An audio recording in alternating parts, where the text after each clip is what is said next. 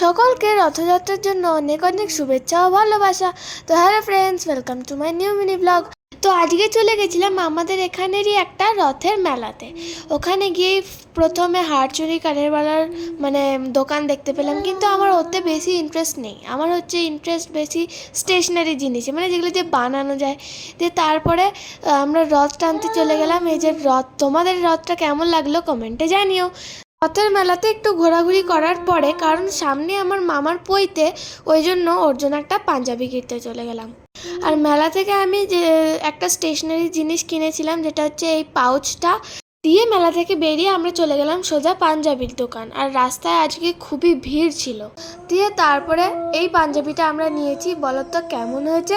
আমি একটু হাই তুলে নিলাম, দিয়ে মিষ্টি কিনে নিয়ে আমরা বাড়ি চলে এলাম।